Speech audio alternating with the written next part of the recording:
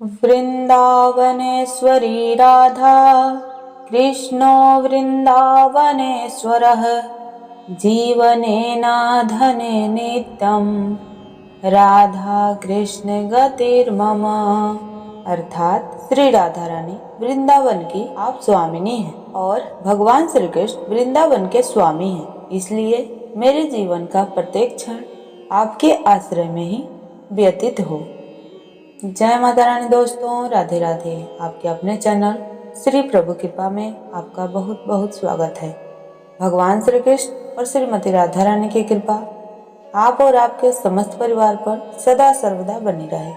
मार्गशीर्ष मास के कथा सुन रहे सभी भक्तजनों का हार्दिक अभिनंदन है। आज के कथा में श्री कृष्ण के बाल रूप और गोपियों के प्रति उनके दिव्य प्रेम की कथा है। श्री कृष्ण ने गोपियों को मार्गशीर्ष मास की पूजा विधि समझाई।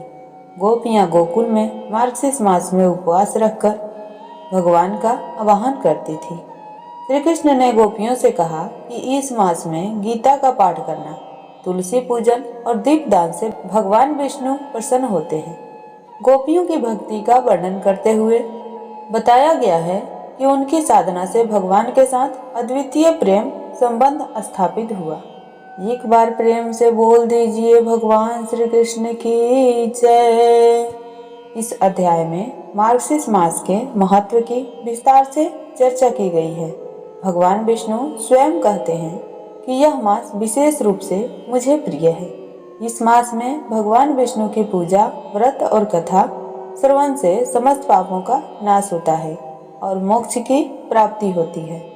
मार्गशीर्ष मास में व्रत रखने से जीवन में सुख समृद्धि आती है। इस मास में अनाज, वस्त्र और दीपक का दान करना अत्यंत पुण्यकारी होता है। प्रातः स्नान के बाद तुलसी पूजन, श्रीमद् भागवत गीता का पाठ और विष्णु सहस्त्रनाम का जाप करना चाहिए।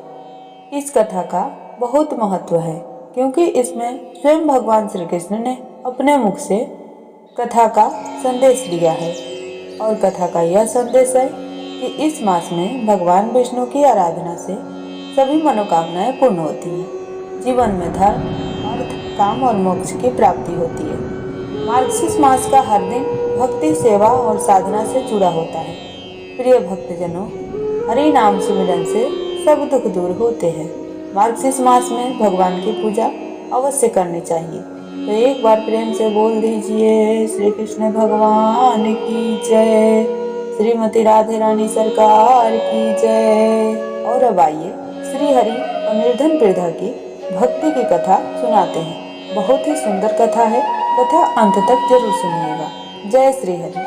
आज हम सुनेंगे मार्गशीर्ष मास की एक विशेष कथा जो भक्ति, विश्वास और भगवान की अनंत कृपा महिमा को उजागर करती है। यह कथा एक निर्धन वृद्धा की है जिसने अपनी भक्ति से भगवान विष्णु को प्रसन्न किया। एक औरत थी जिनका नाम सुशीला था और वह वृद्धा थी।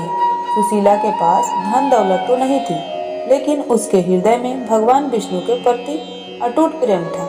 उसने व्रत रखने का संकल्प लिया और पूरे मास केवल फल और पानी पर जीवित रही। वह रोज सुबह जल्दी उठकर भगवान विष्णु की पूजा करती और अपनी कुटिया के बाहर बैठकर उनकी स्तुति गाती। भगवान विष्णु ने सुशीला की भक्ति को देखा और सोचा इस भक्ति की परीक्षा ली जाए। एक दिन भगवान ने साधु का वेश धारण किया और सुशीला की कुटिया पर पहुंचे। उन्होंने कहा, माँ, मैं भूखा हूँ, क्या तुम मुझे कुछ खाने के लिए दे सकती हो?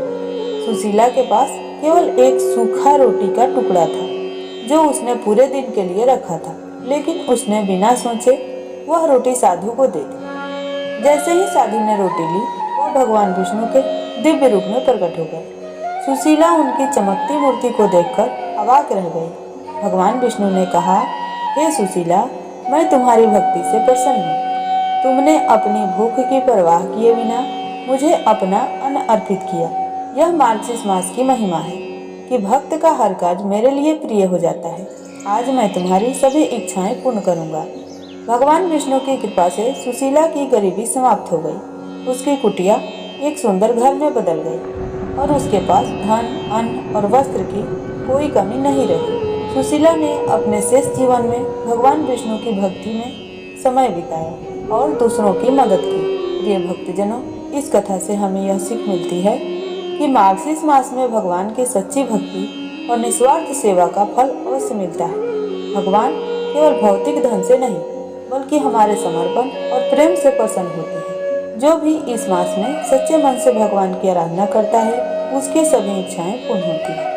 यदि आपको यह कथा प्रेरणादायक लगे तो हमारे चैनल को लाइक कीजिए, शेयर कीजिए और चैनल पर यदि नए हैं तो चैनल को सब्सक्राइब कर लीजिए। इससे यह होगा कि चैनल पे अपलोड होने वाला प्रत्येक वीडियो आपके पास सही समय पे पहुंच जाएगा। अगले अध्याय में हम मार्गशीर्ष मास की एक और प्रेरक कथा लेकर आएंगे।